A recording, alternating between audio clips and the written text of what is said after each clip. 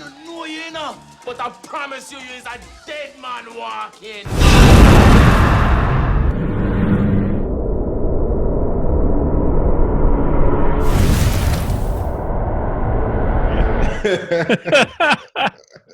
You caught me off guard with the wig. Hey, man. Come on. I had to go all out for this review, man. I was saying, man, I'm like, his hair didn't grow that fast, did it? I'm like, wow. I had to pull out all the stops for this one, man. Oh, man, that's awesome, man. Love it. This was a fun rewatch, man. I hadn't seen this movie since I was a kid. This was a good one. Oh, you know, I watched it a couple of years ago for one of our episodes on the podcast. Yeah, I noticed. Like, I searched. I just wanted to do a little bit of research. So, like, about an hour or two ago, I did a search on YouTube, and your podcast number 55 was like way up there for like the top searches for this movie. And I have no idea why, because I don't know who shared it where, but I'm like, all my other videos, and I'm like, that one for some reason continuously gets hits, and I'm like, really marked for death. Okay. So, but it's a trip, man. This is definitely interesting. It was a fun one. Yeah, well, Steven Seagal, man, it's that late. I mean, this was 1990, so you're on the tail end of the 80s, just about over with the really crazy action films, and it was just a weird time for action movies because you had extreme action films. Die Hard, thanks to that. But it was just a weird time because some of these. Some of the Seagal action films are just so insane. I watching it again, I realized this one is actually just a little bit subdued compared to some of his other ones. I'm sorry, the hair, man, is getting me. I'm loving it. Hey, man. 2021, I'm going to probably have to take a mortgage on my house for the amount of films that are going to be coming out then. Yeah. Everything's all backloaded, because no one wants to bring out their movies now because they're hoping that they can get that theater money. So they're backing a lot of these movies up, their release dates. Yeah, it's going to be interesting. I think you're going to get very few of those films, those January films like you get, the ones where there's no confidence. Those, I think, are all going to go to streaming. So you're just going to get like big tentpole films like every weekend for like the year. It'll be interesting to see like tentpole after tentpole after tentpole to see like which ones are gonna like really like feel the pinch and which ones are gonna be like coming out of it okay. But you have to figure you can't have blockbuster week after week after week and expect to make like a killing, No. Especially with the conditions A and the competition B, Well, yeah, I mean, everybody, if you look at it, the model for years now has been front load for the weekend, and then if you get a second weekend, awesome. If not, oh well, you try to make most of your bank in that first week. That's why they promote, I think, so heavy versus like back in my day. I turned old in 2 days, my birthday, so but happy birthday. Oh, thanks. But what I was going is like when I was born, it is 75. But if you look at that, just the dawn of the blockbusters, films ran for months at the theater. And I mean, like, and someone older than you would say films ran for years. It's all relative. Yeah, I mean, because, it matches with how many screens you have too. I mean, back when Jaws came out, you had a lot more single or only 2-screen theaters. You didn't have the huge multiplexes. So of course you had less places to see it. So the demand was higher. And now, you got them everywhere. You got 13, 14, 25 screen theaters. I don't think that's why you don't quite get as many of those huge films like you used to, because I mean, they're still big, but you just got a lot more screens, so they can pack a lot more butts in the seats. And you also have like home video didn't start Mhm. until like maybe the late 70s or into the 70s. Yeah, So before that, you just made all your money off of the theaters, basically, you know? right, right. So, Home video didn't explode until really the late 70s, early 80s. So, yeah. and then that took off, and then they're like, oh, hey, I could take my $100,000 film, toss it on VHS, which became the format out of the wars, and yeah, I can make some money back. You know, why go to the theater? I'll just dump them on VHS, mass produce them, and they made their money back. So that's why, yeah. Yeah. It is interesting though to see what'll happen. Also with the streaming now, you have some big films now coming out to streaming, some original films coming out to streaming. It's been building up over the last few years, and now you've got Amazon, Netflix, you know, plus like HBO Max and Disney Plus, and they're doing their big films now, re-release stuff. But you know, I wouldn't put it past them when they start getting new, you know, start releasing new stuff. I don't think it'll go away, the theater experience, but I have a feeling it's going to shrink back down when they get to these medium tier and small tier films, to where we're not even going to release them to the theater. We're just going to dump them to our own streaming channel, which pretty much every studio has now. Yeah. I think it's a progression, getting back to what you were saying, where it's like, where we were talking about like, hey, first movies were in theaters for years, like Gone with the Wind and stuff like that. Years you would have it in theaters because it costs a lot of money. There's no place to see it. And as technology evolved, eventually you get home movie and VHS and then DVDs. As the technology keeps progressing and the home experience becomes better, well, then the less length of time the movies are in theaters, because they can make money when they're not in Right. theaters as well. And then also they spend more because they want to make that money as quick as possible, so they can then make the money. They can double up, make the money on home video Mm-hmm. and make the money in theaters. But like you say, as the home experience keeps getting better and better with streaming and everything like that, like, I don't know, like you're gonna get $80 million movies go straight to streaming, you know?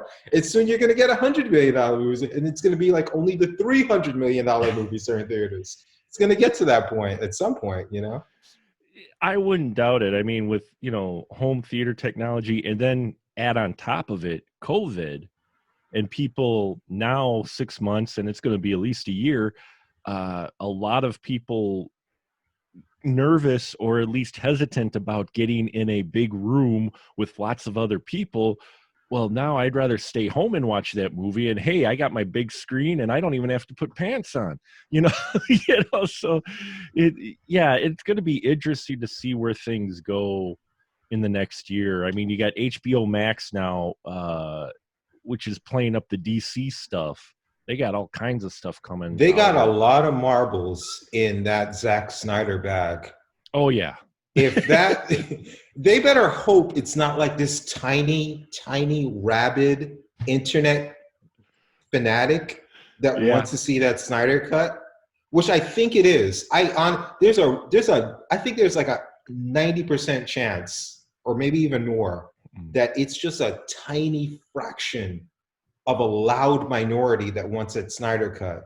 And if that's true, then they really really, you know, it's a gamble, man. It's a gamble. It We'll is a see. gamble. It is definitely a gamble, but they're also moving a lot of the other DC products to their channel too. So it But is a that's gamble the though. But centerpiece, is the oh Snyder yeah. cut. Oh yeah, no, I mean that's basically kind of like Mandalorian was for Disney Plus. Let's all face it. I mean, that was the hot topic for getting Disney Plus, was for a lot of people, was the Mandalorian series, and they kind of hinged a lot on that. And I think, yeah, they're hinging a lot on the Snyder cut for HBO Max. So I don't know, man. It's going to be interesting to see how it plays out. Me personally, I'm still a physical media guy, so I prefer just to buy my discs and then and watch them at home whenever, you know.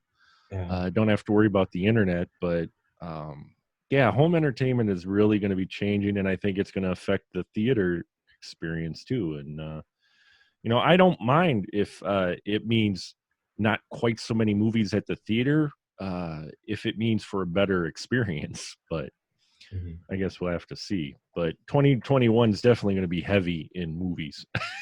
Yeah, yeah.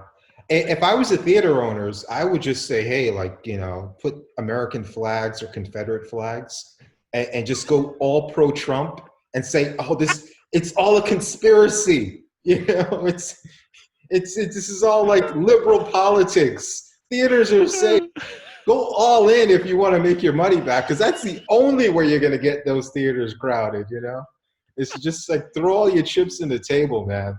So there you go. Maybe that's the model AMC should follow. yeah. AMC should just hang a big old Confederate flag right under the letters and just go, we don't care American about Movie Confederates. There you AMC. Yeah, American Movie Confederates. Yeah, they could do the whole lobby up. I mean, Yeah. everybody's getting rid of those flags, so they'll have a lot of flags to get for the cheap. So Exactly. They can sell it as merchandising as well. they could. They make T-shirts out of it, the whole 9 yards. Oh. So much for not digressing. Sorry. Let's get to this movie. Let's get to this movie. Yeah. No, trust me. If I digress, I can go on here for hours. So I love talking movies. Okay, so so this is interesting because when you think about it, it always seems like there has to be, with action movies, there has to be like these dual, like butting heads of action stars for every generation. Mm-hmm. And I think, like, for me, like the one I remember as like a little kid, like from like the older people, the older Mm-hmm. men in the household, was like Bruce Lee and Chuck Norris. Chuck Norris talked about it. He was like, hey, when Bruce Lee called him to the movie, he was like, hey, by the way, Bruce, who's going to win the fight? He's like, oh, I have to win the fight. It's my movie. I'm the hero.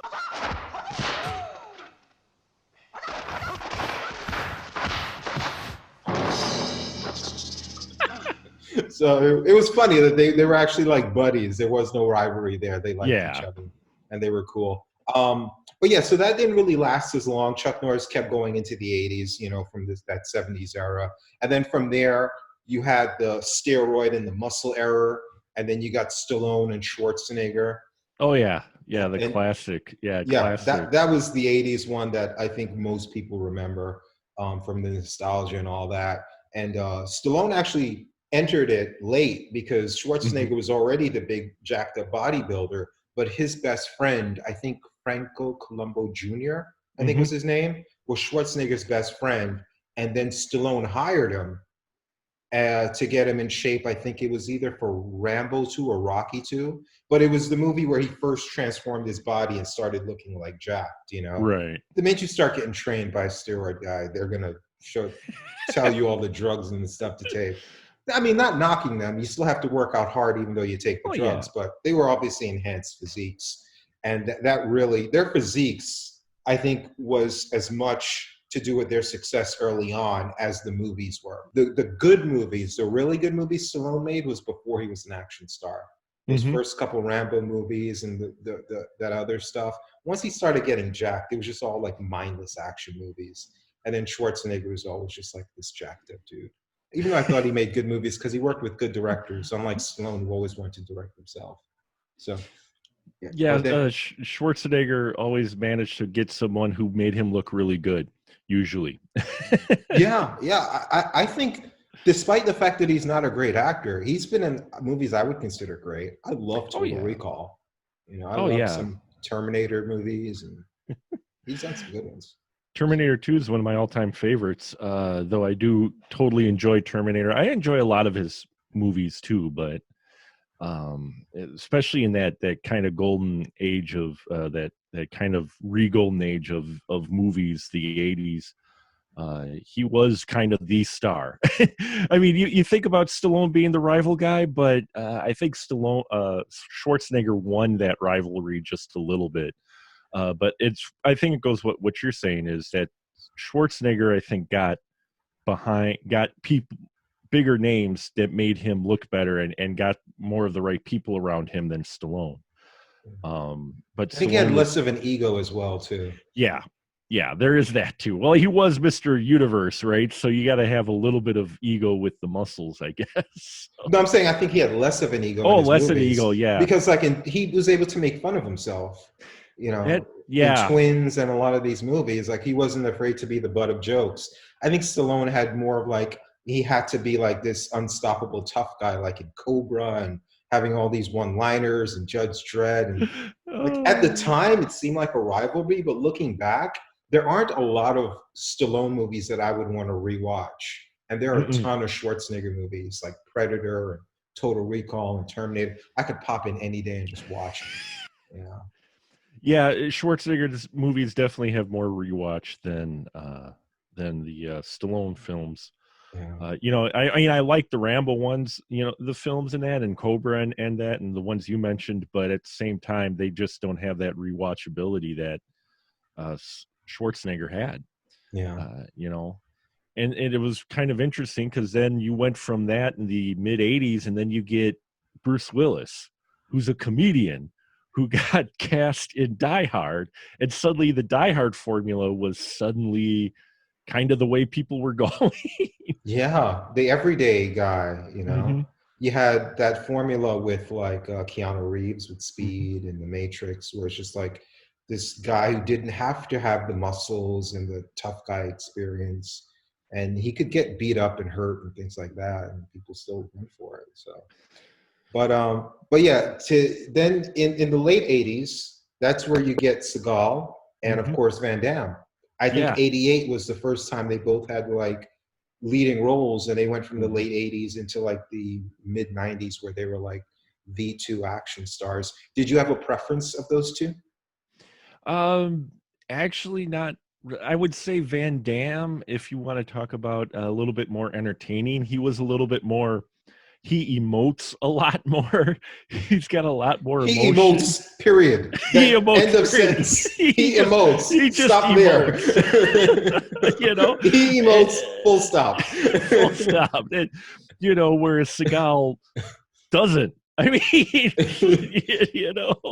I always like Van Damme a little bit more than Seagal because Van Damme seemed to have a little bit more variety in his stories. Though both of them, if you look at the action films they're in, they're kind of a variation of the exact same thing. Yeah. That formula that's really evident. I mean, you get that with almost any action film, but with theirs, especially like Seagal films during that time, they just seem to follow a real specific formula. I mean, you could almost set your a metronome to the beat of okay, he's going to lose a partner, family member, somebody. He's going to either get injured and go into a coma or just retire and try to hide. Then he's going to come back and fight. I Yeah, mean, yeah. He didn't have a lot of range. no, Yeah. and emotion for sure. There was very little on Seagal's part ever. Yeah, yeah. It's yes, it's kind of funny. Their careers kind of paralleled in certain ways, and that they both started virtually in '88 with their first lead roles, and they got to the mid '90s before they started going to like direct to video. They both had, I think, like one mainstream hit where it wasn't just like action hero movie; it was like Right. legitimate hit. I think for Seagal that was Under Siege, Mm-hmm. and then for Van Damme, I think it was Time Cop.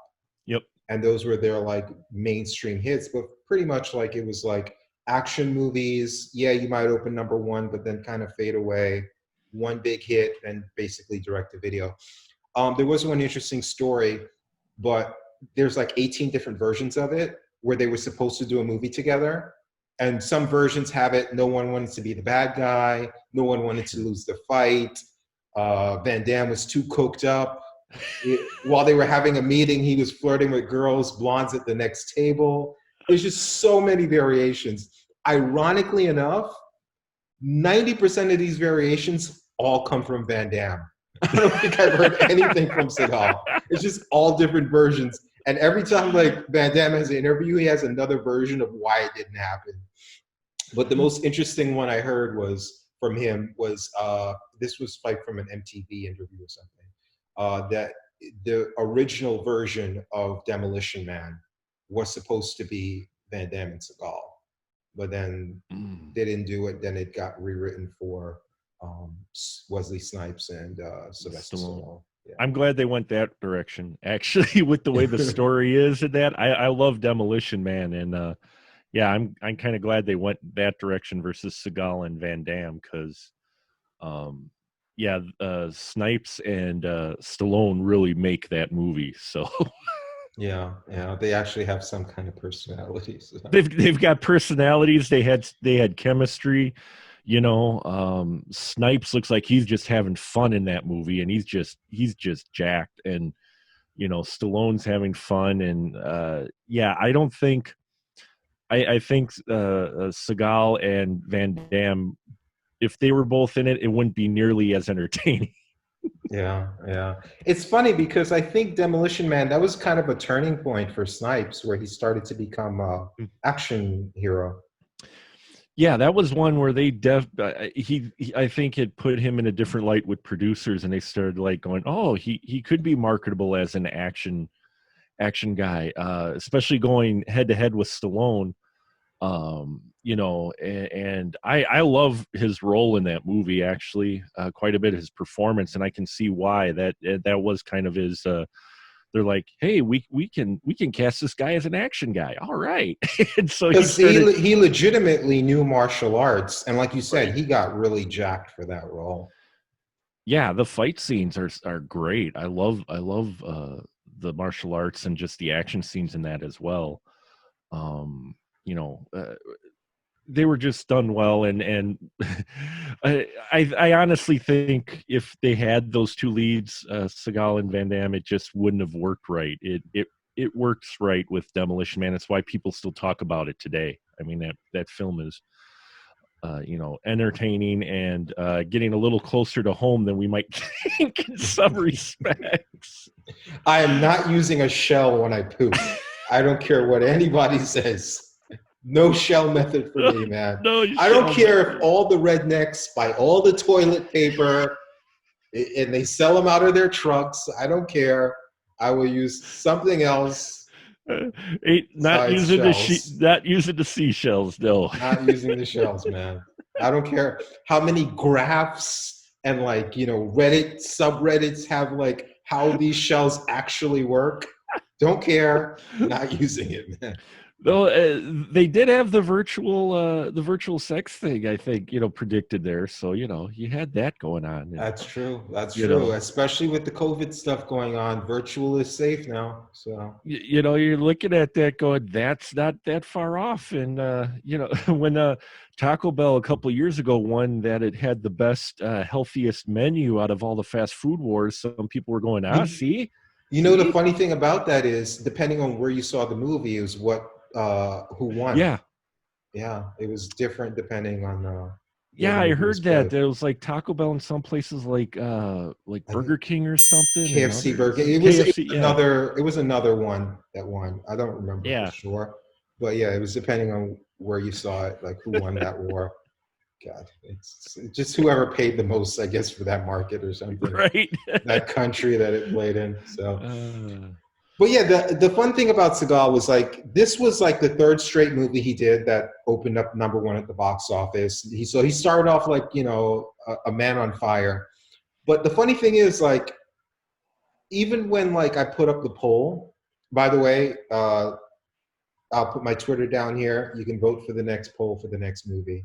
But when I put up this poll to say, hey, which Seagal film do you guys want us to review?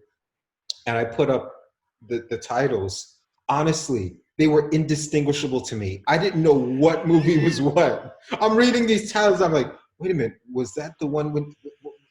I didn't know. I had no fucking clue. So I kind of remixed the names a little bit, and I want you within 10 seconds after I tell you these names, tell me which of these movies are actual Steven Seagal movies, okay? Oh, okay. I may gonna fail this one, but all right. Deadly Weapon, I Am the Law, Left for Dead, Quest for Justice, Deadly Weapon, Out to Kill, Mark for Dead, Lust for Vengeance. Wow. Lust for Vengeance. Marked for Death. No, that was Marked for Dead, I said. Oh, for Dead. I'm sorry.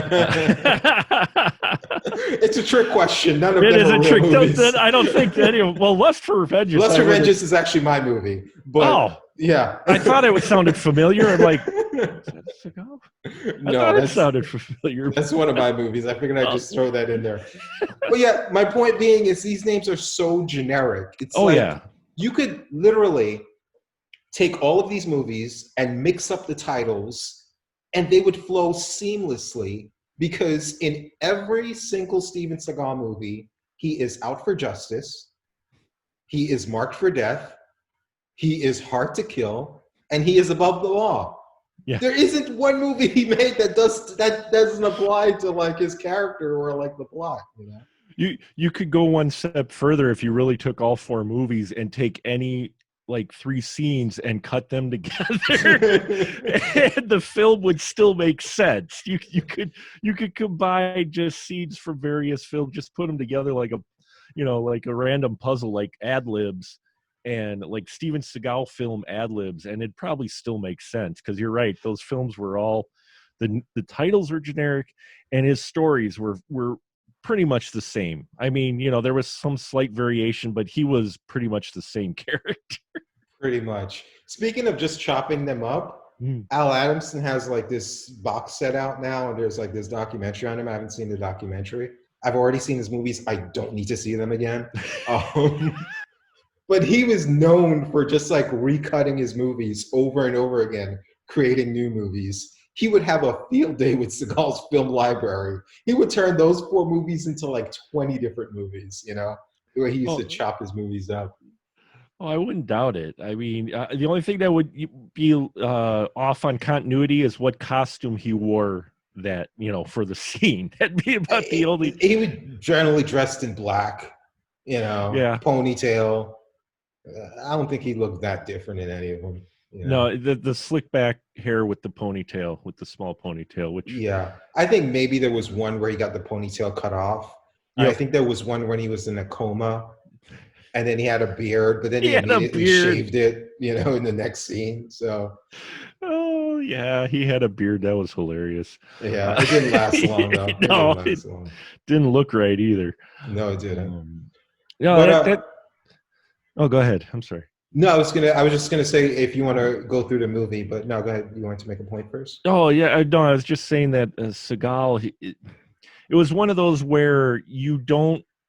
Seagal films are ones, and I'm sure we'll touch on it more, but are ones that you don't go into for the acting or even his performance necessarily. You're there for the action. Yeah. Pretty much. The story. A lot of them made bank, so it showed you that the story really was kind of secondary to just you wanting to see him beat the crap out of guys. I actually thought that in a lot of his movies, the bad guys were really entertaining. Yeah, that's true. I think the bad guy in this one is really good too. So I love the bad guys in this one. Yeah. Even though they suffer from 90s writing, I love the performances of the villains in this quite a bit. I'm like, I want to see more of these characters. I don't want to see Seagal. I want to watch more of the Voodoo King. I want to see more of him because he's far more interesting than Seagal's DEA agent, who I guess wanted to retire, though there wasn't really any emotion in his performance, so I couldn't quite feel, anything of why he was that adamant about retiring. Yeah, they just needed to put it in there. I mean, there's really no motivation.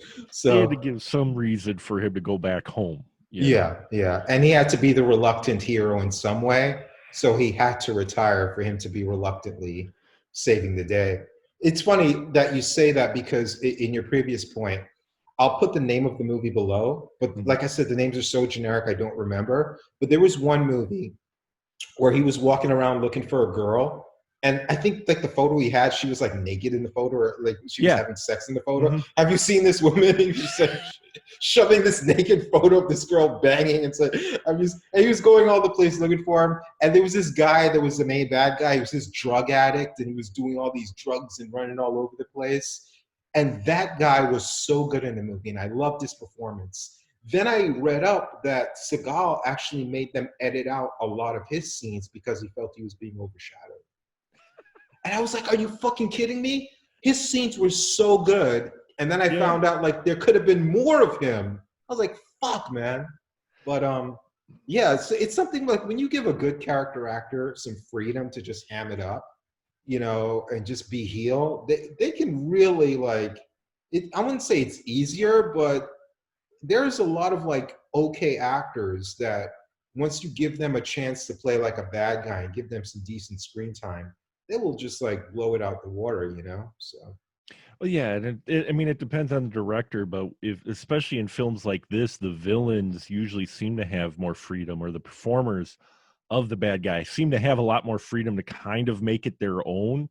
And yeah, they're far more entertaining usually, especially in Seagal films. But I mean, you know, as much as everybody loves, just not to go off tangent, but kind of in parallel, for everybody who loves Bruce Willis, people love Hans Gruber more. I mean, you know, in a lot of these action films, even with the Seagal ones, a lot of people dig the villain more than the hero because the hero is the hero. You're like, okay, that guy. But this guy, you know, he just goes off the rails and can do anything, and it's always a more genuine, more fun performance. It's one that you're just like, you don't not say you get behind the bad guy who's the murderer killing people, but at the same time, far more interesting and more a little more layer to him than your one note hero, which you get out of Seagal almost every time. Yeah. Well, I think there's twofold. One, in these action movies, with the exception of like the Bruce Willises of the world, these guys aren't great actors. So therefore their physique or their fighting background or their star power, they're not necessarily there for their acting. And then the other thing is that you get more genuine actors in those roles, you know? So, and they have more freedom, and they're the ones that are controlling the action. Right. The good guys are just reacting to what they're doing. So what they're doing is more interesting, and it's just them reacting to it. You know, it's more fun to see somebody do something crazy than to see someone come and clean up the mess, you know? So. Yeah. Yeah. Or side, you know, the supporting characters around action heroes always tend to be more interesting as well. I mean, here, you know, sometimes. Well, not all the time, but sometimes. I mean, like in this film, but I'll admit it, I'm a sucker for Keith David, so I'll watch him in anything. But getting to see him in here, and you know, he seems to have a little bit more of an interesting story. And then you get the one Jamaican cop who ends up showing up. I really liked his character too, more so than Seagal in this one. Yeah, let's actually just start going through the movie. So it opens up with a nice action sequence, and I don't know if like this is a rib on Seagal, but they had to have seen the dailies with him running, and for them to start off the movie with a running scene from Seagal was just like the biggest fu to him in the world. I mean, he runs with his hands. He's running limp wrist, and his hands go side to side instead of back and forth, and he just holds his wrists like this, like he has like these mandolins that he's controlling with his hands and his hand. And then it's just like, what do you, dude? You're an athlete, right? Like, come on. Especially since he's getting smoked by Danny Trejo, you know. I mean, Danny is like gone, and you're right. He's not running like your normal, like you would kind of expect your action hero to run. He's like your normal person. Like your normal person. Yeah, I have no idea what was up with his run at all. But like you said, he takes down Danny Trejo, and there's this whole big drug thing going on. And I guess they didn't shoot in Mexico, but it looked pretty close. I mean, they're in California, so Yeah, I guess there's some locations that look pretty similar, but it felt seedy. It felt dirty. It felt like there was atmosphere to it. I thought that was pretty cool, and I kind of enjoyed the whole intro thing, setting him up as a character. Like you said, the cliche thing of his partner getting killed and all that stuff going on. Any other, you want to expand on that? Any other thoughts on the opening? No, just that people talk about tropes with these action films and the gratuitousness of them, and this film within the first 10 minutes I think hits all of them. So I think it hits all any trope of gratuity in an action film in the late 80s, early 90s. This film hits about all of them, all within 10-15 minutes. So listen, I will strongly disagree with you on a lot of things. First of all, Seagal had this incredibly great acting scene where he delved into his character, deep into his emotions, where he sat there monotone talking to a priest. Like he's basically just reading the script off camera. I've lied. I've slept with informants. I've taken drugs. I've falsified evidence. I did whatever I had to do to get the bad guys. And then I realized something. That I had become what I most despise. Father, I banged a lot of chicks. I did a lot of drugs. I was a bad cop. I think I'm done. I need to retire. I want to confess. It's just like, what? It's like, forget character development. We're going to read you the character development instead of showing it to you. We're not even going to tell it to you. We're going to read it to you because he's not even acting the scene. He's just reading lines. It was just, oh, God. Well, that's what I meant. I never felt from him his motivation to retire. I never felt that any emotion at all from him of why he was actually doing it or any genuine emotion. It was like you look like you're feeling the same as you were when you were fighting the guys and blowing away Terry Weigel. It's like, why? Okay, just go on vacation. But he had no emotion that he was actually broke up over his partner dying. You're right, that confessional scene, oh my God. It's like, I'm just like, wow, man, that's how you confess? Oh, I did anything to get the job done, but now I'm done. Yeah, man. Oh, okay. I get more emotional like eating ice cream than he does, like doing anything, I was cutting onions the other day. I got more tears or emotion than, Yeah, you wouldn't guess like he's leaving his job, his partner just died. You wouldn't guess any of those things based on the way he performed that scene. And here's a bit of the most realistic thing in the movie, unfortunately, is he gets his partner killed. He kills a bunch of people. He does a terrible job. He blows the mission. Everything's all fucked. And his boss says, there was nothing you could have done to save Chico. These things happen when you're in deep. You know that. Take a leave. With pay. Hell, take a month. Take 2. Hey, you're a good cop. Why don't I give you a paid vacation? Yeah, that's a little too realistic with what's going on in the world today. Unfortunately, that is the most realistic thing in this movie. That is true. The captain going, don't retire. Just take a couple months off. Never mind, you blew away all these people. Just take a couple months off. You come back, you'll be fine. You'll be ready to go. And he specifically said, paid vacation. Paid vacation, yeah. I was like, oh God, that hit a little too close to home, a little too close. So he goes on his paid vacation. And like you mentioned, we see Keith David. They go to Chicago is where the main part of the movie takes place. Keith David, I guess, is his old buddy, football coach now. And Keith David from The Thing, They Live. Really good, like, secondary action guy in the 80s. Mm-hmm. In the 80s, you didn't have a lot of black leads. I think you had, who's the guy from Action Jackson that was in the Rocky movies? Carl Weathers. Carl Weathers. There we go. Yeah, Whew. yeah. Wow, I But can't believe it. but aside from Carl Weathers, it's just like you get a lot of black guys. They're the secondary buddy to the main Right. lead, and Keith David was that in The Thing and They Live, and he was that in here, and he was good in those movies, and he's good here too as well. So Now, let's not forget They Live. I love him in They Live. So yeah, They Live in The Thing. Both Yeah. Carpenter movies that Yeah, that helped yeah. him as well. The only Oh, person I thought that played the secondary role more, or maybe a little bit better, was Danny Glover.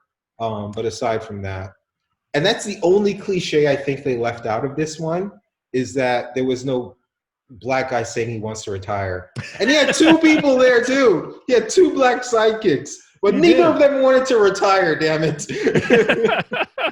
We didn't have that where they were mentioning how soon they were going to be to retire, or Even his partner that died at the beginning, even though Yeah. he wasn't black, they could have had him say, "Man, after this mission, I want to retire." That would have been perfect, man. it was missing. It was missing that one trope. Yeah, of somebody saying, this is my last whatever. I'm out after that. I'm done. I'm sorry, man. After this, our debt is paid, and then he dies. You don't have that in here, so No. I guess it avoided that one. Yeah. Unfortunately for us, because I think we would have liked that. Yeah. So. No, did I cut you off, or you good? Nope. That? Nope. Okay. So I'll let you expand more because you wanted to talk about this earlier, and I cut you off again. That's okay. But no worries. Predator 2 came out the exact same year as this, also done by 20th Century Fox. And they also have this inner city gang war between these Jamaican drug lords going up against this rival gang, and they're taking their violence on the streets. And what was it with 1990 and 20th Century Fox executives with Jamaican drug lords? What's the deal? I wish I knew. These were the two probably the most high-profile films that had that, but you had that short run where Jamaicans were and ended up being they moved kind of away from the Mexican and cartels to the Jamaican drug lords in a number of crime drama. You even got it into crime action films and the lower budget stuff. Voodoo and the whole idea of voodoo. I think it was, I'm not sure if it was just because it was the hot topic in the news, or if it was maybe the fact of they thought maybe this was a way they could kind of work in a potential supernatural angle, but not go full supernatural, with the whole voodoo angle. Because you get that in Marked for Death, where they're performing a number of voodoo rituals, so where they're like, well, we're kind of going there, but not.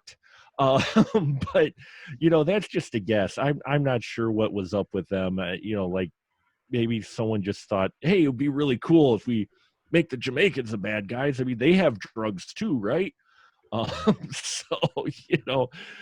it is very evident, especially you watch in the early 90s, late 80s, that voodoo kind of, they became I think more this of, one had opiates specifically, but two of the executives, it's all the same shit. Yeah, So- opio, you crack, cocaine, whatever it is, No, obia. Obia is a different form of. I'm sorry, obia. I There's apologize. obia, there's voodoo, and there's some other stuff. I'm sorry. Yeah, obia.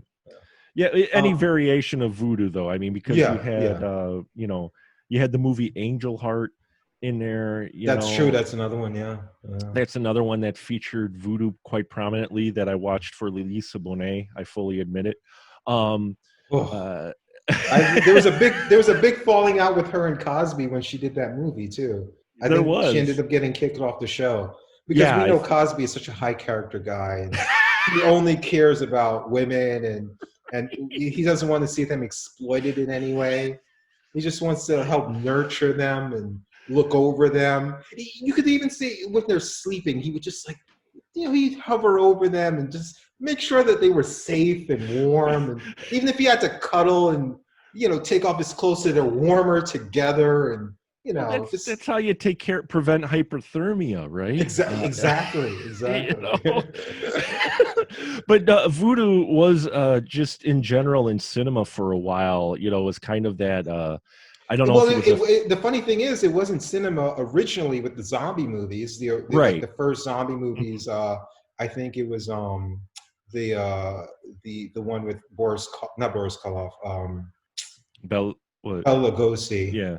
I think he in White Zombie Mm-hmm. back in like 32. I think that was the Right. first zombie movies. And zombie movies started off with a lot of voodoo, and then once the zombie trope changed, from voodoo to like the Romero type Infected, zombies, then the voodoo stuff kind of went away from.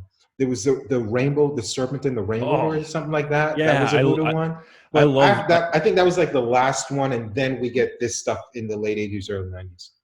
Yeah. Serpent and the Rainbow was the last one, and even then it played with the idea of voodoo, but they also gave a little bit of scientific grounding with it. I love Serpent and the Rainbow. I think it's an underappreciated film. But also, yeah, voodoo kind of faded, and then it started coming back again. Why, I'm not sure. Maybe because they just producers thought that would pull people in, because the caricatures that they were portraying in these films were visually interesting, possibly, or they could do a lot of stuff with it, and like I said, they could touch on supernatural without actually going supernatural. Or maybe somebody just made a voodoo doll of an executive and started poking it with pins. There could be that too. It's hard to say. I mean, maybe they thought they were being edgy or something, going, "Oh, we're doing something different. It's not Hispanic drug lords. No, it's Jamaican drug lords." Brilliant. Completely different type of drug lords, It's like somebody and he goes up against Colombian drug lords. Oh, come on. We've seen that too many times. What are you talking about? No. I've got a brilliant idea, sir. He goes up against Jamaican drug lords. Johnson, I like your forward thinking. I like that, Johnson, because then we could do a location shoot in Jamaica and I wouldn't have to pay for it myself. Yeah. But yeah, I think we've covered that thoroughly, maybe. Yeah, it's just, I mean, I like the characters. I like the performance of the villains. I just got a kick out of the twist of the villain. No twist yet. Okay, no twist yet. Oh, sorry. We'll get to the twist. Okay. Let's go through the movies sequentially. Yeah. Okay, so my favorite character in this movie, by far, Screwface. The reason I'm wearing this goddamn wig, sweating my face off. Screwface is awesome. And I'm going to throw in some Screwface quotes as we move along with this movie. But his first one, when he comes on the scene, everybody want go heaven, but nobody want dead. Everybody want go heaven, nobody want dead. And he did the thing with his eyes too that just had he just like leans in like everybody want go heaven, but nobody want dead. I just love, he just hams it up so much, man. Oh, honestly, if you take away the whole intimidating voodoo Jamaican tough black guy, this is such a flamboyant gay performance. It's just such a queer performance, man. And I mean that in the best possible way. But if you take away the tough guy element of it, he is just like sashaying around this entire movie, man. He's just sashaying and like hamming up his pretty little heart out. And don't forget, his staff. He continually walks around. Oh with yeah, his phallic symbol. He's slinging himself around, It's like Eddie Murphy in Raw, where he's using the mic as his schlong, just swinging it around the stage. He's just rubbing it and stroking it and shoving it in guys' faces all the time. It's the queerest performance in the world, man. It is just over the top. But But yeah, so yeah, we get his introduction. We establish the whole like inner city battle of drug lords and the whole thing going on. And they cheat. They cheat with the supernatural stuff. They make you think it's totally supernatural, everything going on, but they play it halfway. Some stuff is like, okay, that has to have been supernatural because he kills this girl who's trying to do some, I forgot what you call that Latin style of their equivalent to voodoo. It's sans something, I forget the name of it. But she starts doing that to him, but then he suddenly just knows she's doing it and goes and kills her. So that implies there's something supernatural, but then the big twist at the end, it makes it seem like, okay, everything is not supernatural. So like you said, they're playing it halfway. I think you kind of said that earlier, and that's exactly what they're doing. But we get them, the battle goes on, there's some killings, we establish the main bad guy's Screwface, we establish the gang war, and we see our reluctant hero and his call of duty where it's just like, hey, is he gonna come in and save the day? Any thoughts on this section of the movie? I had the rough part because this is where he meets up with Keith David too, and then you got the war starting, and they get kind of caught up in the middle. And yeah, I don't know. I like the idea with the battling of the voodoo, where, like you said, they're hinting with the battling of the mystic arts. The battling of the mystic arts. The Colombians call upon their own priestess, and I'm like, oh, now we're getting into some stuff here. I could, I could get into this, but that doesn't last long. It ends too abruptly. No, let's also not. we unfortunately, I couldn't ignore because it was glaring looking at it through 2020. No pun intended, eyes, how the fact of the Jamaicans were on school grounds selling pot to the kids, but all the kids were white. Yeah. And I'm like sitting there, oh, come on. Like, seriously, you're going, I'm like, and then, yeah, we get the drug. Hold up. You want subtlety in a movie like this? No, but it was one of those glaring things that, I'm not expecting subtlety, but it was just one of those things where you're just like, wow, okay. Like I expected it, but at the same time, I'm just sitting there going, there's many ways you could have handled this, and you guys went the worst way possible. Well, I mean, honestly, it could have been worse because there were two black guys that were good guys in the movie. That's true. If they didn't have that, it could have been a lot worse. You're right, and it almost felt like they did that on purpose. Going, oh look at us! Look, he's got two buddies, and they're both black. Look it, because we are talking 1990 here, and yeah, it's it could have been a lot worse. It could have been a lot worse. The whole gang wars. One of those things where. Yeah, there's no suspension of disbelief with these films, but at the same time, what they do get away with as far as fighting goes with him, especially when you get into the car driving into the jeweler place. Oh, hang on. I don't want to get to that yet. Okay. You're jumping too far ahead in the movie. Sorry. Just one last thought on this, Yeah. in that the LA riots were in 92, so this definitely could have been a lot worse because it was not a great time. And you had the OJ thing. There's this movie gets a pass. It does. It gets a pass on a curve. They're kind of on the lower end of the bell curve, but they still get a passing grade. Yeah. In a vacuum, no. In context, yes. Yeah. Okay. Exactly. So we get another Screwface scene. The warriors. Yes, sir. Conquerors. Respect. I and I. The Almighty has given I and I his hand. His rod of correction I hold. My mama loser. Uno. Let no man here fear for his own life. This and that. If a man commit a crime against you, Yada, yada, yada. he must be paid back 1,000 times. Jiba, jiba, jabba. Who you fear? Him. I mean. Amen.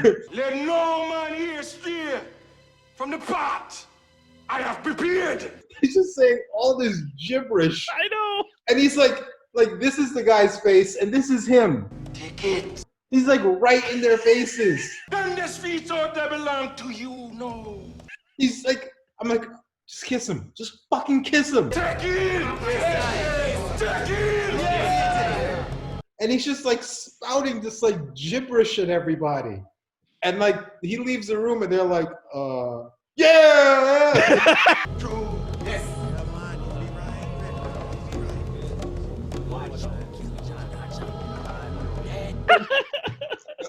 I'm like, what the fuck was that scene about? So basically, this is what happens.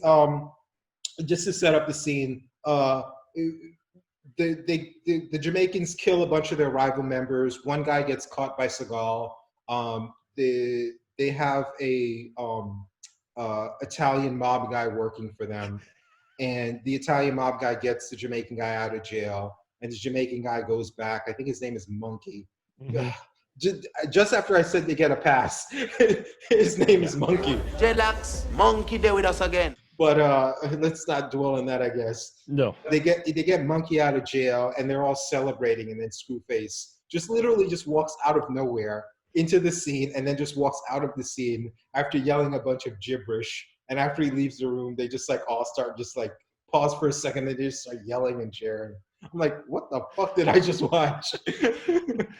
It's definitely a movie you need subtitles, because at one hand, yeah, you have Screwface who does a lot of gibberish throughout the film, and then you have Seagal who can't enunciate anything. So you know, a lot of his lines are like, and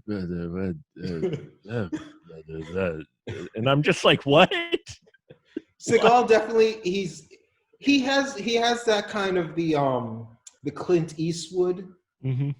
the Charles Bronson, yeah. where it's like, if people mumbled like that in real life, they'd be weirdos. But if they do it in movies and you just have the close-ups when they're doing it, it kind of comes off cool in a way. Yeah. But yeah, if people actually mumble their way through life like that, it'd be like, what? You just be like constantly leaning in. And it's like, what? If it was like actual words that you could understand a lot more of, I don't think it would matter with Seagal at all. And you know, as far as Screwface goes, didn't matter what he said. The way he said it, I was like, yeah, that's it. Just the way he said it. Yeah, I don't care. He could have been reading ingredients off of something. I'll be like, yeah, I'll kill for you. Yeah. I think you nailed it on the head right there, man. It doesn't matter what he's saying; it's how he's saying it. Enough said. So here we get like the soap opera element of the movie. Yeah. Where like after he gives that whatever speech it was, they decide it's time to go kill Seagal because he captured Monkey. So they shoot up his house, and the next minute of this movie after they shoot up the house was one of the most melodramatic minutes in like cinema history, because they shoot up the house. Of course, they don't hit him. A million shots in the house, they miss every one of them. And here comes his sister, whoever that lady is he's staying with. Yeah, it's his sister. And then she picks up the niece, and in slow motion, she has the niece in her hand, and there's like a bullet wound on her shoulder. Johnny, they hurt my baby. Johnny, they hurt my baby. And then cut to like a pull of the curtain in the privacy curtain, yeah. The privacy curtain in the hospital.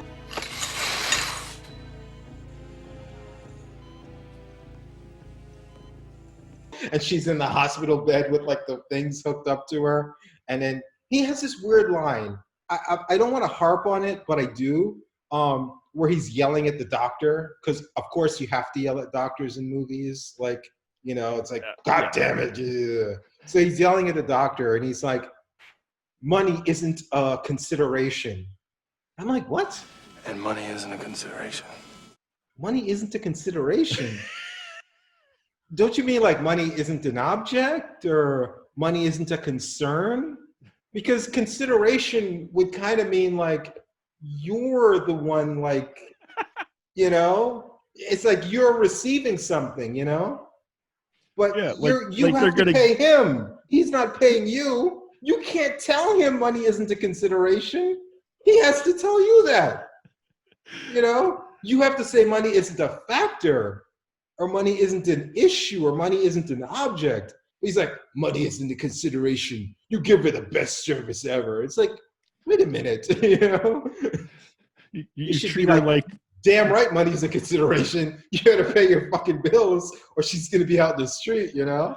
It's you like, treat her like the president or something. I'm just like, Yeah, what? yeah. It's like, what? Let me tell you something, Doc. You treat this girl like she's the president of the United States. I mean, it's the only, we got to give credit. It's the only time Seagal actually gives a little emotion. Not a lot, but yeah, that whole doctor scene. And then his sister's like, oh, this is your fault, Johnny. I'm like, okay. I'm like, you know what type of business your brother, what kind of, you know, you're the one that put him in the house. It's like, well, hey, they have to follow the tropes. But you're right. That second line was just as good as consideration. You treat her like the president or some. Yeah. And he's trying to get all intimidating, and I'm like, dude, that's the doctor from Terminator 2. Don't do that. He's used to that intimidation already. Yeah, and of course, like after the consideration and the presidential line, then they slow-mo walk out of the hospital, like side by side, him and Keith, like shoulder to shoulder. We're gonna, it's like going into action. Yeah, this is action time now. This was the line. This was the line that was drawn. Yeah. Never mind. Until then, because what we didn't mention is that Seagal's character Hatch, he was trying to play off the drug battle the whole time until this point. Oh yeah, Keith was constantly. Keith wanted to go after him. Yeah, he wanted to go after him the whole time.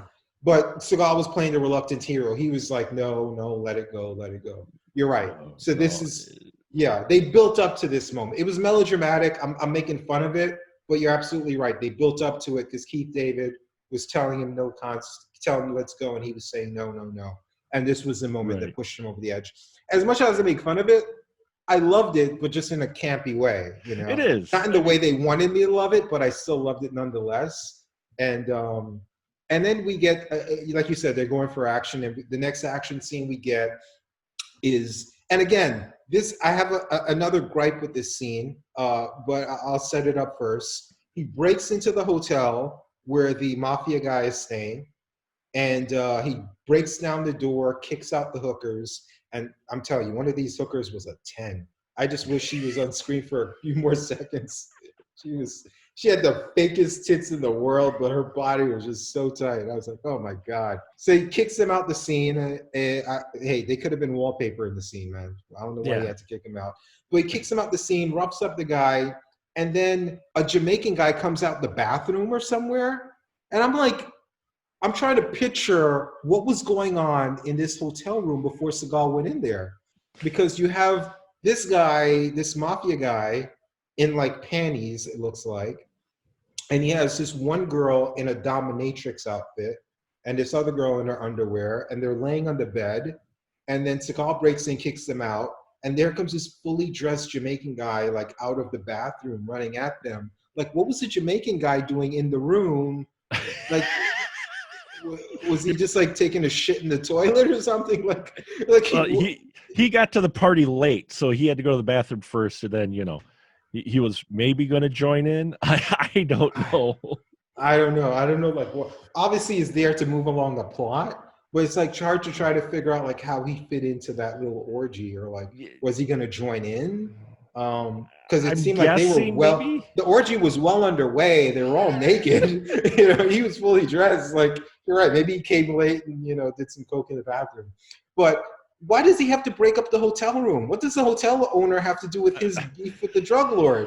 Like, why punish the owner of the hotel because you have a beef with the guy staying there? It's like, come on, respect the person's property. He didn't do anything to you. He has nothing to, he's trying to make a living. He's trying to, feed his kids, and you're like destroying his hotel room.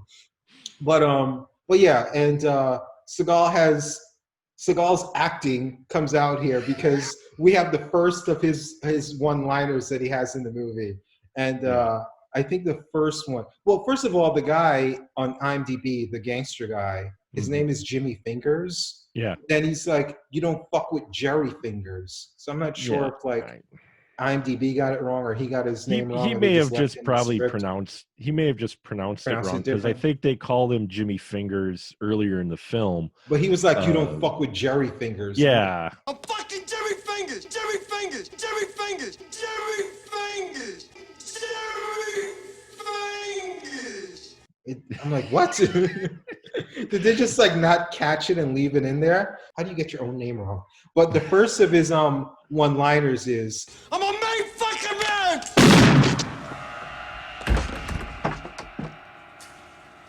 God made man. completely monotone. It's like, come on, man. Give a little, like a smirk or something, or just like a snarl or any kind of emotion. An emotion that you're happy you killed him, an emotion that you're angry you killed him. It's just like so matter of fact. Oh, well, God made him. So Yeah, like, that's Seagal. That's Seagal, you know. it's a decent line, but the delivery was just like terrible. And then he kills the Jamaican guy. Well, and then he goes down and he didn't quite kill the Jamaican guy. Screwface killed me 1,000 deaths worse than you know. Yeah? Find him your fucking self.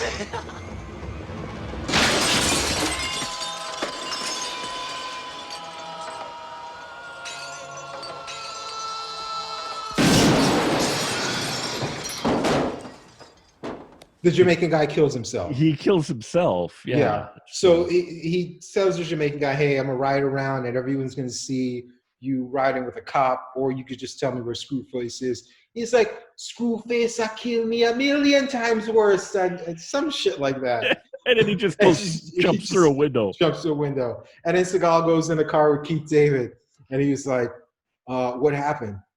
One thought he was invisible, the other thought he could fly." Keith David's like, "So?" And then he just does this quick neck snap, where it's like, you think he's gonna come out emotional after the neck snap. He was like, "They were both wrong." Dude, that's the trailer line. When that trailer played in theaters, they used that scene in every single trailer. Why? Because I don't know. It's a good line, but like, it is. He's so emotionless, man. He just says like, "Emote, give me something." Well? One thought he was invincible, the other thought he could fly. So? They were both wrong. They were both wrong. They were both wrong. Have you ever seen the Simpsons episode with the guy who plays like the Schwarzenegger knockoff? Yeah. McBain. Yeah, McBain. And then he's playing like the Atom Man or something. Yeah. And then there's this line where it's like, "Up and atom," and he's like, "Okay, I got it. Up and at them." So he's like, "Up and atom." He's like, "Okay, I got it. Up and at them." It's like, I envision like that's the director talking to Seagal in like every scene, you know? Up and atom. Up and at them. Up and atom. Up and at them. Up and atom. Up and at them. Better. It's like, that's Seagal with all of these lines. In my mind, that's all I'm envisioning. You're sitting there and you're going, "Okay, Seagal, you get these. This is your moment in this car with Keith David. You give these two lines, the invincible line, the fly line, and then you just nail it. You bring it home, and after about the 8th take or 10th take, he's just like, "Yeah, that's good enough. Let's move on."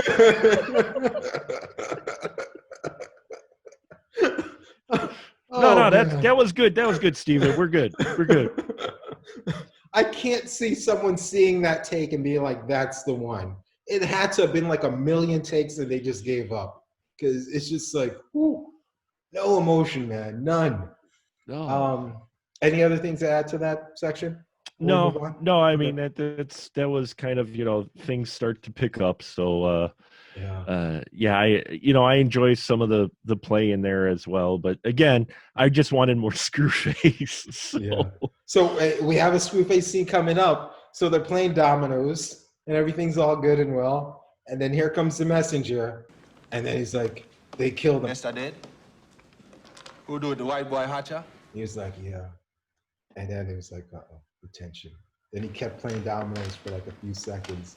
Then all shit broke loose. He just flipped over the table, broke off the table leg, punched out the guy with the table leg.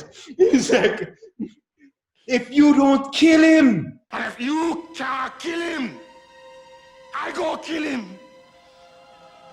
And then I go kill you. Then me gonna kill him. Then me gonna kill you. I was like, where's there? Look at all this emotion. Where's this emotion from our lead character? I want Hatcher dead. I want his family dead. This guy's like a fucking like firecracker, man. It's just insane. I just loved how he broke the leg off and beat his own guy. Not even the guy who was the messenger. This was just the guy who was guy. He was just the closest guy, and this poor guy, he just gets beat. You're just like, oh god. That's what I love about Screwface, though. He just was unpredictable. You're just like, oh damn. And I can picture like everyone else in the scene, like waiting for him to flip out, like they know it's coming, because he just like keeps playing dominoes and he's just like seething for like a few seconds, and then that table goes flying, man. Dominoes are everywhere. Oh man, and his delivery was just so on point, man. It's like, if you can't kill him, then me gonna kill him. Then me gonna kill you. This guy is fucking awesome. Oh god. Oh. Yes. Gotta love Screwface. He's just so every scene he chews up every scene he's in. Yeah. Then we get more of Screwface because then they go and attack they attack his sister. Right. He calls because he's like, he knows trouble's coming. He's like, where's the cop? The cop's not there. And then he drives over there. And as he's driving there, Screwface goes in and his sister like fights off the guys for a while, but then Screwface comes in and she's like crying and screaming. He's like, stop the blood clot crying. Everybody must dead.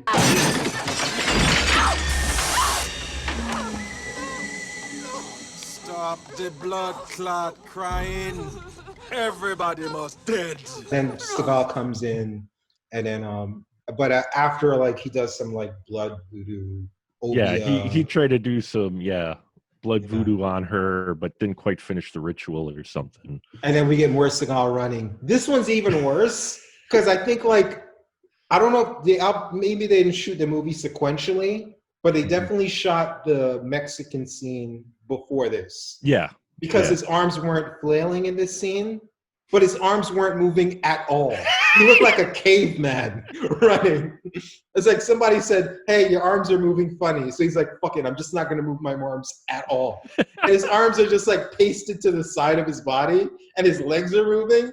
And he just looks like so fucking weird, man. As he runs out of this car like a fucking caveman. I'm like, somebody definitely got to him at this point in the production about his arm moving. So, he runs in and whatever. So, yeah. Well, and then he runs in. They went after his sister, and so then we get he's going to go after him, and so he tried to track him down. And they said he's in Jamaica then because he like flew before they get to Jamaica, there's a good action scene. This is the one you were that's right. Before. So then he goes after the drug dealers. Now they take the war to the drug dealers, and then we get another one-liner from Seagal, and he's like, "Yeah, you want some blow?" He's like, "Yeah, keep your hands where they are. I'm gonna I'm gonna blow off your head." You want some blow? Yeah, I want some blow. Put your hands where I can see them. I'm gonna blow your head off. But even I said that with more emotion than he did. You did that. Yeah. And then we get this like you said, this is 90, but this was like pretty much an 80s action sequence. Yeah. They're like driving on the sidewalk and they're knocking, pedestrians are running out of the way. They didn't knock over a literal fruit stand, but they basically knocked over fruit stands, as they're driving, like shit you'd see in the 80s or before. And then they have this big fight in a jewelry store. Yep. This is my favorite scene in the whole movie. Oh yeah. Because you can clearly tell they just let the actors ad-lib their dialogue. Because it was the shit talking by these Jamaicans was the best thing in any Seagal movie ever. You see what? When kill your little blood clot.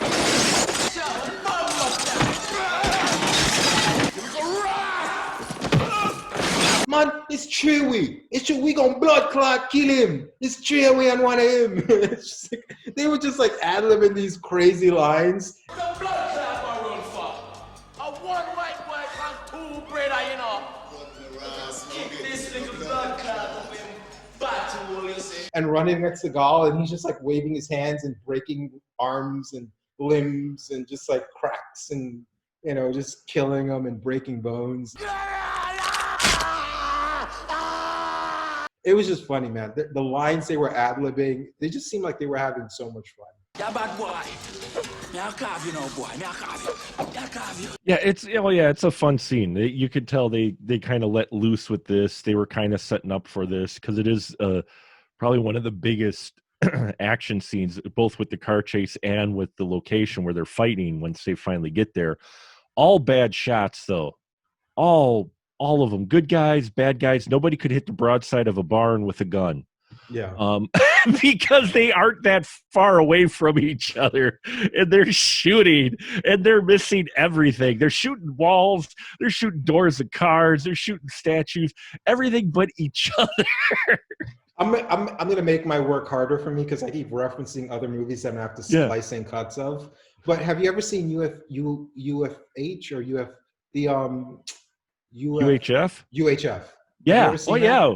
Yeah. There was this one scene where Weird Al Yankovic made fun of these type of scenes. Yep. Where it's just like this guy shooting a gun at Rambo, a machine gun, and he's like, and you're thinking the guy's like far away.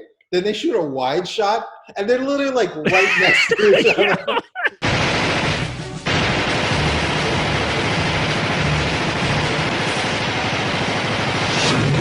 They're literally like face to face with each other, and this guy's like shooting off this machine gun, just like inches away from him, and then he just like pulls back his bow and arrow and just like blows the guy up. Yeah. But it's basically this. It's like they're inches away from him with like what do you call the guns that fire a lot of bullets at once? The machine guns or the Uzis?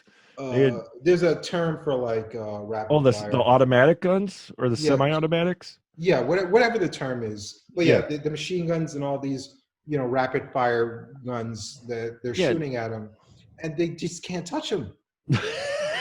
Both the heroes and the villains in this scene can't shoot anybody, and our heroes are supposed to be soldiers, trained guys, and they use all their bullets and then they go to hand. Yeah. It's just hilarious. But the bone breaking is just that was like a staple of Seagal movies. It's just like the bone breaks. Because I don't think I ever saw that in a movie before Seagal. And he just he does it in like almost every fight scene. He's just like breaking arms and legs constantly. I forgot which one of the four that you mentioned, which one it is. Maybe it was for Out for Justice, I think. There is a scene, though, where he uses a shotgun and he shoots the guy in the knee and totally blows the lower half of the guy's leg off. I remember that quite a bit. But yeah, breaking limbs and removing limbs and such seems to be his signature thing. I mean, you do get a fun hand-to-hand scenes, which is what people really want to see. You're not watching Seagal movies for the gunfights. You want to watch him go hand-to-hand with these folks and beat the crap out of them that way. Yeah, this jewelry store scene is the reason you pay to watch this movie. Right. If you didn't enjoy this, you shouldn't be watching the movie. It was fucking awesome. Because he takes the one guy and he smashes him through like every display case that's left that hasn't been shot up already. Yeah, he just takes him by the head and just every single display. It's again, what did the jewelry store owner do to you? Yeah. That you have to destroy every display case.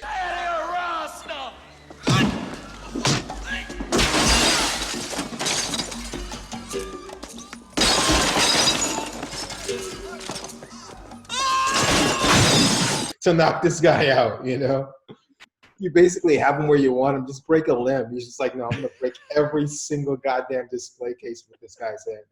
So, but yeah, this is the last action sequence, I think, before they go to Jamaica. Yeah. But before they go there, they do have this really cool montage. This is another good sequence. I think parts of this was in the trailer as well, where they're like making bullets and testing out the semi-automatic weapons. And I think semi-automatic was the term I was looking for. Yeah, They're testing out all these weapons, and the montage where it's pretty cool. It's the A-Team montage where you get in a lot of action films where, yeah, they're arming up. You know, they can't go buy bullets. They make their own because they don't trust, I guess, store-bought bullets. So they got to... Well, you saw how the store-bought bullet worked in a jewelry store. That's true. These are more accurate bullets. Those other ones, those were those store-bought ones. No, we're going to make our own.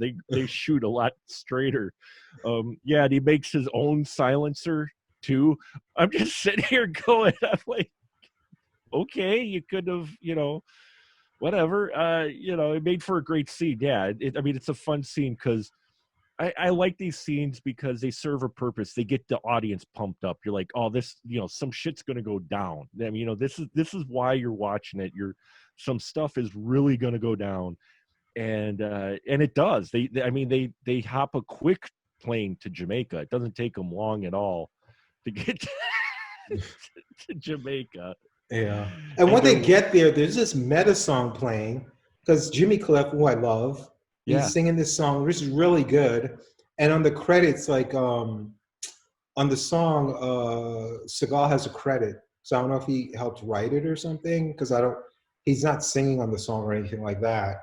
But it's a cool song. But Jimmy Cliff mentions Screwface's name in the song. Screwface, you know that your time has come.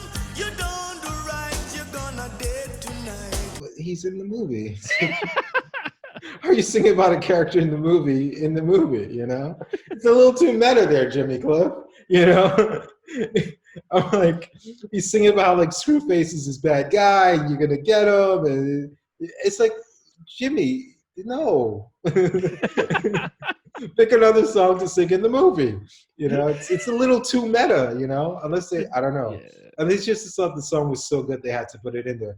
But it's a good song that could play as part of the score or the soundtrack, where it's just like the characters aren't hearing it, but we're hearing it. It's just like playing over a montage. But this is a song that's playing in the scene that the characters are hearing. So it's kind of weird him singing about Screwface and Screwface getting killed in the movie. But it's a good song, though. So. It's a great song. I love the song. And I think maybe they did John Crow is the name of it, by the way. Yeah, John Crow. Look it up. Yeah, I love the song, and you get to hear it again at the credits. Yeah, you're right. He mentioned Screwface. Maybe they were trying to go for the fact of that was the reach of Screwface and the fact that they're singing about him because he's that big. But then they'd be singing about how big and bad he is, not how that's true. This crow guy is going to kill him. That's true. You're very true, yeah. Yeah, that whole scene of how they tracked down where Screwface is, I'm like sitting here going, you needed to talk to her to find out. Yeah, basically a sexy girl starts dancing, and then moments later, she's talking to Seagal. And they cut a lot of his dialogue. This feels like a scene where they cut out a lot of his dialogue. Yeah. Because it's just him staring at her. Then they're sitting together and she's talking to him. So we don't get him talking to her initially. They just cut to the second scene with her. And the second scene with her, she's answering a question that we don't hear him ask. So I just think like at this point, I'm just thinking of this movie sequentially. They're like, fuck it, man. I'm tired of this guy and his monotone acting. Let's just cut his fucking dialogue out. Let's just have him stare at her with his vacant eyes and have her do all the talking, you know? Because basically it's like, wait a minute, you're answering a question that we didn't hear asked, you know? It's like, there was no introduction to you guys. It's like, I was like, fuck it. Yeah. Well, and the other thing too, this whole scene. I mean, we get the great song and everything. It's the whole purpose is to have the rather attractive woman who used to be with Screwface, and Seagal, Hatch's character talking to her. That's the whole scene, because this could have been handled in like a minute. Screwface has a compound, and they needed to talk to someone in order to find it. I'm like, a compound with guys with like heavy machinery weapons patrolling it like Scarface's mansion. Right? You couldn't tell me you couldn't flip or you could go to the local cops or something. Yeah, local cops are a $5 to the local kid going, "Hey, you know where Screwface's compound is? I'm not going to tell you, man. Here's like $20 or something. Oh, it's over." It's like, or let me ask this guy singing about Screwface. Too. Yeah, or ask the guy singing about Screwface. But it was like, you think maybe it's some kind of hidden compound or something, like, a cave hideout or anything. No, it's like this big, huge villa with the guards and everything. And I'm like, you needed someone to tell you where it is. Yeah. But it's a good scene though, because we got to hear the song, which is good. We got to see Jimmy Cliff, Harder They Come. We got to see a pretty girl do some exposition, and Seagal didn't talk. Check. She did better acting in those couple of minutes that he had throughout the whole film. So there you go. Good point. Touche, my friend. Well, you know what? They needed her because she had to drop the line of he has 4 eyes and 2 tongues. No, he has 4 eyes and 2 heads. 2 heads. I'm sorry, 2 heads, not 2 tongues. Yeah, 2 heads. Yeah. 4 eyes and 2 heads. And I'm just like, well, maybe you're right. Maybe because she was with him, right? So she knows about his tongue work. she might. She's like, oh my God, his tongues. Screwface have 2 heads and 4 eyes, and that is the secret to his magic. It was They're like all there was over my body. There was like 8 of them. It was like there was 8 of them. Oh my God.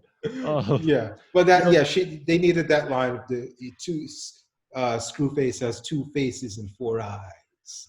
Yeah, and I'm like sitting here going, okay, I know what that twist is, and the whole audience is going, okay, we know what that twist is, but Seagal, it's like Hatch.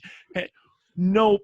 Actually, to be fair, he always has that look on his face, so we don't know what he's thinking. To be fair, he always has that vacant look on his face. So it's true. He could literally be thinking anything. Like he's bored. He's just he looks like he's bored. Yeah. Or constipated or something. Or that. Yeah. So we get them breaking into the mansion, like you said, or the villa or whatever.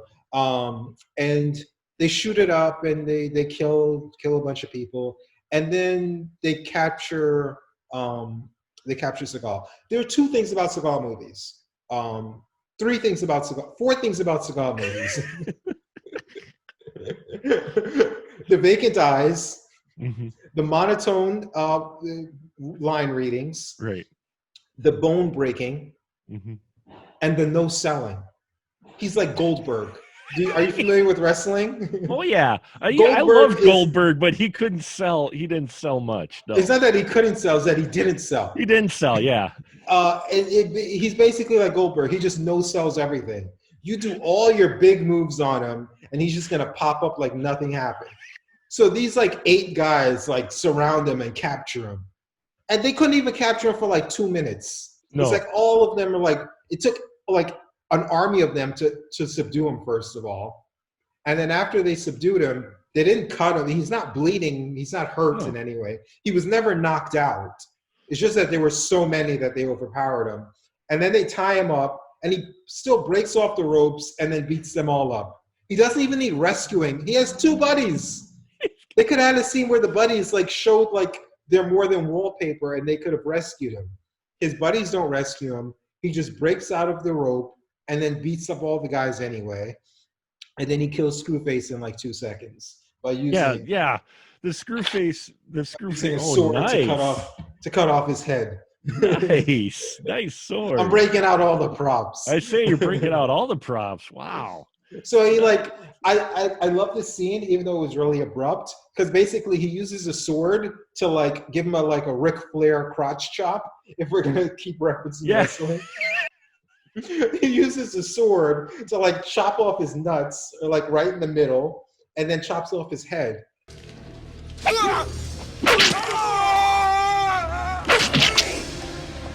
And then kills him in like a minute. And like, even if you haven't figured out the twist at this point, he killed him so quickly. Oh yeah. Even for Seagal quickly, that you have to think something's up. And then he goes to another compound with a bunch of other Jamaicans, and then shows off Screwface's head, say, "Hey, Screwface is dead." And then one of the sidekick black guys gets killed. Keith David at least had a character. This other guy, the other cop, the Jamaican cop, his only function was to say, Screwface went to Jamaica. And then, and then much. That's it. Then they had to go to Jamaica. He just basically got them to Jamaica, a reason for them to go to. Yeah, he that was his only purpose, unfortunately.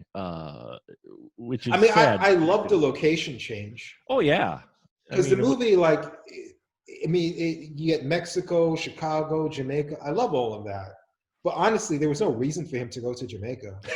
No, honestly, there wasn't. I'm like, he went back to Jamaica. I'm like, okay, well, take care of all the Jamaican guys in town. Your threat is done. Why do you got to go to Jamaica?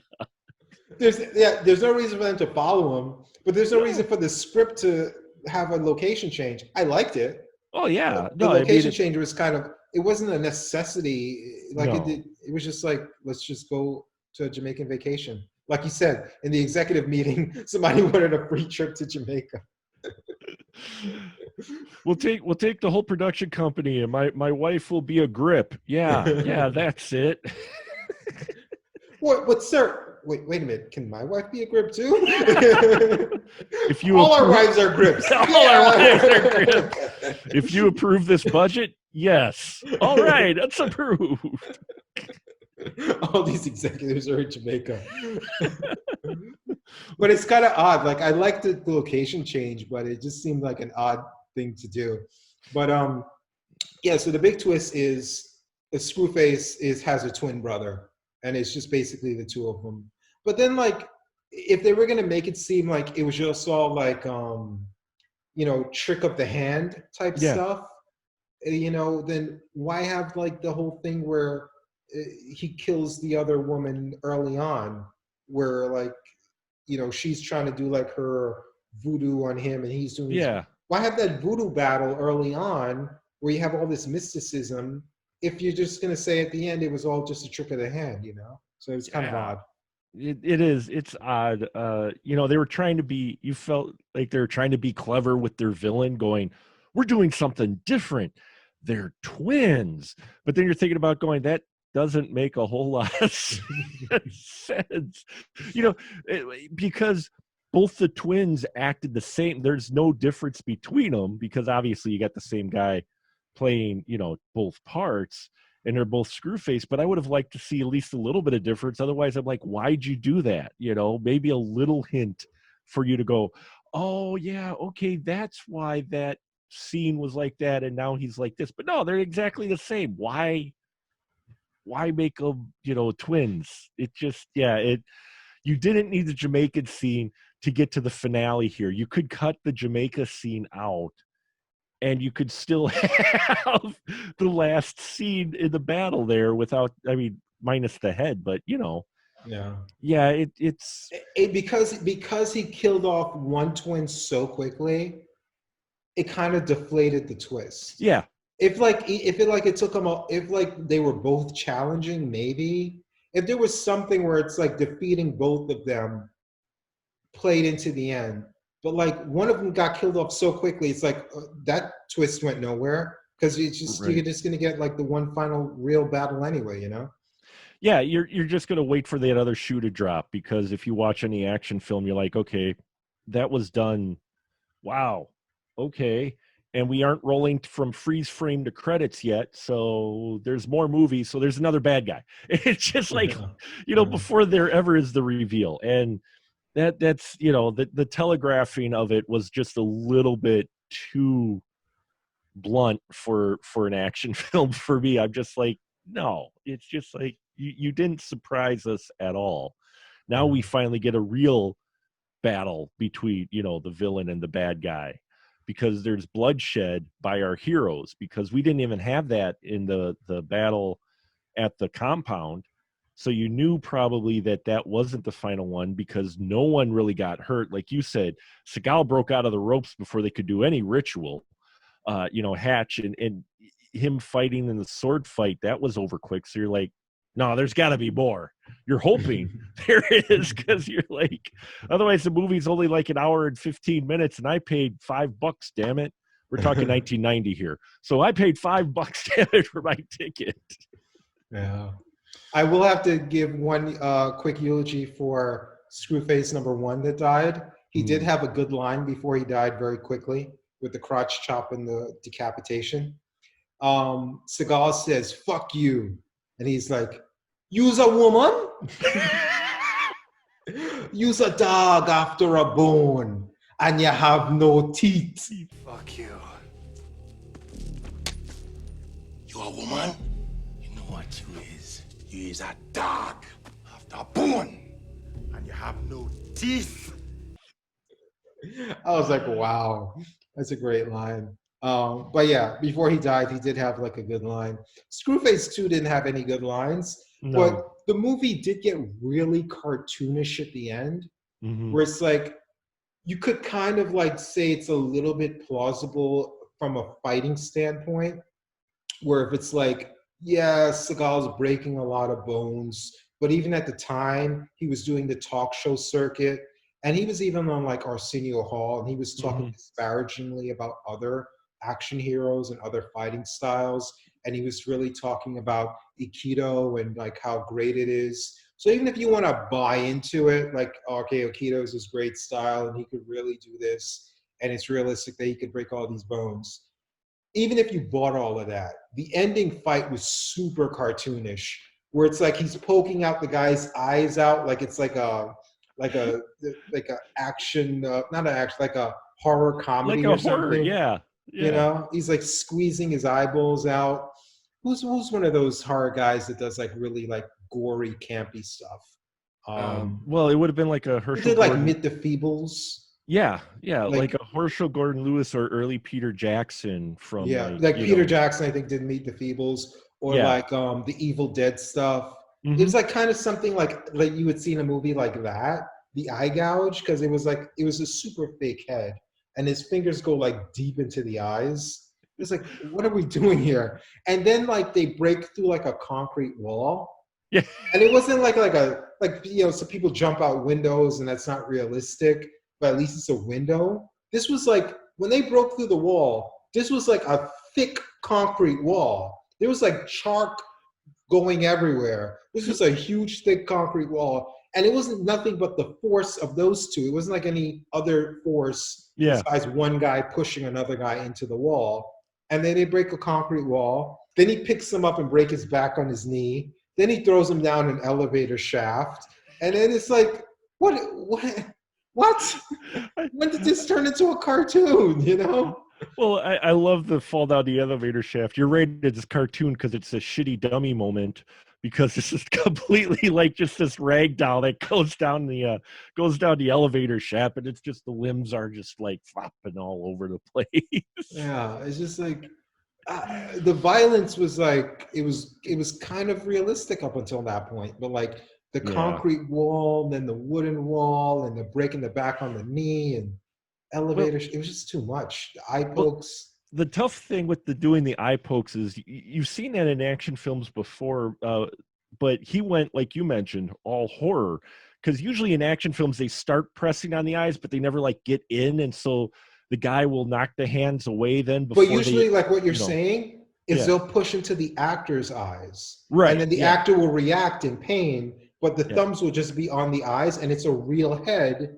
Right. And like you said, they're not going into it, you know? Yeah, and usually he'll break out and there'll be a little blood, but the guy can kind of see.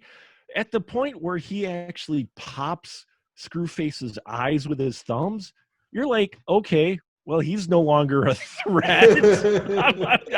I'm just like, you literally just gouged both eyes to where he's completely blind, and yet you're going to beat the crap out of him for a while. I'm like, you could just let him walk around for a while. He'll probably just fall down the elevator shaft. No, he has to knock him through a concrete wall, then a wooden wall, and then break his back on his knee, and then throw him down an elevator shaft. It's all necessary. I know. In a film like this, it is all necessary. I mean, yeah. Well, that's so that his followers could see that he got, impaled and he doesn't come back from the dead. And so that ends supposedly the Jamaican, the gang, because they're going to disband now because the one guy, the Screwface is dead and he's not immortal. Well, they're like, oh crap. Well, or as he's walking away, they could just shoot him in the back. Yeah, or yeah, because they didn't kill all the guys. As he's walking off into the sunset with the dead Jamaican cop in his hands. With the he's carrying. That's just a weird visual where like Keith David is limping beside him, and he has the dead Jamaican cop in his hands, like a groom carrying his bride, into the house or something. It's just like, it's so effeminate, it's just a weird shot. Well, it's a weird way to end it too. I mean, you could have ended it from there. You could have ended it like at a funeral scene or something, but no, they just, him. Or like showing that like the niece is well again in the hospital or. Yeah, but no, the last scene, what you're left with when the credits, just before the credits roll, is Steven Seagal carrying this body very, like you said, just like, he lost his lover and Keith David limping behind him. And then it just credits roll and you're like, would you run out of money or something? Come on. It's like, but I mean, as far as like these kind of ultra violent type ones that are fun, and it sounds weird, but it is because, it's just the same way with horror films. People go, well, how can you watch those horror films? And I'm like, because when you're watching a horror film, it's so over the top and ridiculous. It's fake. So you can relax a little because versus a more realistic action film, which is more like a gritty crime drama that's going to disturb the hell out of you and make you check over your shoulder as you're walking home at night. It's like, I don't necessarily want that out of my action film. I want a Seagal film because that's what you're going for. You're going to see what over the top stunts and action scenes you're going to get, because it is a little bit of a rush, but by the end of it, everybody got up, walked away. Well, except in this one, you're left with a weird image. Usually it's a happy image or an upbeat, hey, or you end on a one-liner or something. And in this one, this movie would have been better. As much as I shit on his acting, I think his monotone performance for the last line actually worked, because after all the cartoonish ways that he killed this guy, or like he hurt him at the end, his one line at the end was like, I hope they weren't triplets. Yeah. Yeah. And they should have ended the movie right there. You just end right there. Freeze frame, credits. Right after that line, either freeze frame or go to black and just blast that last song. Yes. It's like right after he said, let's blast the song. Yeah. And just go off into the sunset, Just like that, because that way it leaves it just a little of a bit of enigma. Maybe the Jamaican cop isn't completely dead. Yeah, you're right. We could hold out hope that he's not dead. You could hope he's not dead, and but yeah, end on the last the one-liner. That's the way you usually end these things, but no, not the whole martyr walk. It's I mean, and we don't care about that Jamaican character anyway, because we didn't follow. I mean, if Keith David would have died, that would have been different, right? Because we cared about his character. You could have not written in that Jamaican character at all.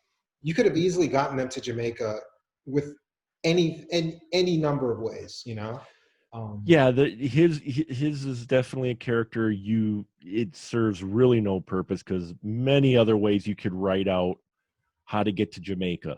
And like him, if Keith David would have been the one that got killed, then we saw the cartoonish ways that he was going after Screwface. Yeah. It would have made more sense because he's just so fucking pissed that you killed his best friend that he just doesn't want to kill you. He wants to hurt you. He wants to coke your goddamn eyes out and kill you and kill you again. You know, so then it would make more sense, you know, but then he wouldn't show you the passion, but you would imagine the passion in your head.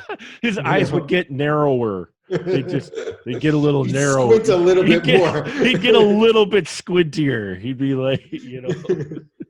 Oh God. Oh. This was fun though. I like this. This was a fun watch. It wasn't too long. It was like around 90 minutes, and that included credits. So I don't know. I had fun watching this. Honestly, like I said, these movies are so interchangeable. It could have been any one of his movies we watched. Whichever one would have won, I would have been fine with, and I probably would have had just as much fun. Because I think you mentioned early in the review, these movies are all the same. Oh yeah, so much interchangeable about these early Seagal movies that one is just as good as the other. So yeah, just because you're going there, it's expectations. You know, you kind of knew what you're getting into, especially at this time period when you saw a Seagal film. You paid your admission, you knew what you're going to see. You know, it wasn't anything too expected or shocking, but that's what you wanted. It's like comfort food. This was like comfort food. The Seagal films were for back then. So when you went there, you kind of knew what you were getting, but that's why you went there, because you enjoy that. You knew you would probably 99.9% enjoy the Seagal film because you knew what you were going to expect, you know. And does that mean that it's a fantastic film? You know, art is subjective. I think these are popcorn entertainment films. These aren't being made at all to be some kind of groundbreaking, oh my God, you know, next best thing. These are just, they're comfort food, basically. Yeah. If I had to tell you, like, just 5 of my favorite movies, not the 5, not a definitive list, but like some of my favorite movies are 2001: A Space Odyssey, Solaris by Tarkovsky, Seven Samurai. Oh, these are some of my favorite films. I probably watched them 2-3 times each. Rocky IV, 1989 Batman. Oh yeah. Conan the Barbarian. Oh, God, these are movies I've watched dozens and dozens of times. They wouldn't even crack my top 100 list. But like you said, you want comfort food sometimes. And like you said, this is comfort food. Yeah, exactly. I mean, there's a reason why I've watched Maximum Overdrive more than Seven Samurai. Okay, because Maximum Overdrive, it's short, it's ridiculous, it's comfort food, and by the end of it, I'm just smiling because I just enjoyed like 80 minutes of just, you know, Stephen King on cocaine. You know, I mean, that's you know, and I think you're you know, what you said is a prime example. You can enjoy both, and I think some people forget that you can enjoy the really well done, well crafted Seven Samurai 2001 in action. But that's an experience when you watch those movies, right? It's like going to the museum or going to the movies. You know, it's like right. When you go to the museum, you're going to be thinking. It's an event. You want to be prepared. You want to you want to be on your P's and Q's because you know what you're about to experience has layers. Right. And you want to experience all of those layers. When you're watching movies like this, there are no layers. it's a puddle, man. It's a shallow puddle, and you're just playing in it. It's dumb, and it makes you dumber watching it, maybe. And as stupid as you think it is, when you watch it, you're like, man, I thought that was stupid. It's actually stupider than I thought it was. Man, that was dumb. And then a week later, you're going, man, I want to watch something. I'll throw this in. What the hell? Yeah. This is at the top of the list of those type of movies. Oh yeah, definitely. And I probably, if his movies weren't so interchangeable, I probably like, if he only had like the first 4 movies, Out for Justice, whatever, Right. I'm going to try and name them, and I'm going to end up coming up with the fake names that I've made up. So I won't even try to name them. I'll be like, Lust for Vengeance, Mark for Dead, instead of Mark for Dead.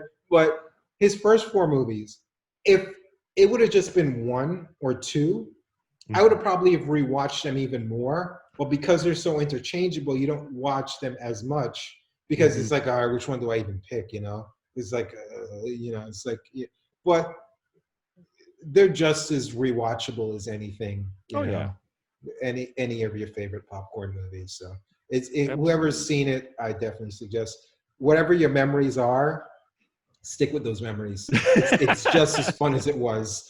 Getting older, you're gonna think, oh, maybe I can't believe I like that stupid movie. No, you'll still like it. Trust me. Oh yeah. It's turn your brain off fun. So it's what it is. So yeah. All right, man. Anything else you want to cover, or are we good with this? No, I think we've covered the bases. Actually, we probably have given it more attention than it probably deserves. Oh man, I am so sweaty under this wig. But hey, I had fun doing this. I had fun watching it. So it's good to do this again with you. A lot of fun. And one of these days we got to get this. We got to make sure the review isn't longer than the movies. We'll definitely work on that. I'll work on that as well. So. All right, Mark. Thanks a lot, man. Yeah, you bet. Talk to you later. All right, later. I hope they weren't triplets.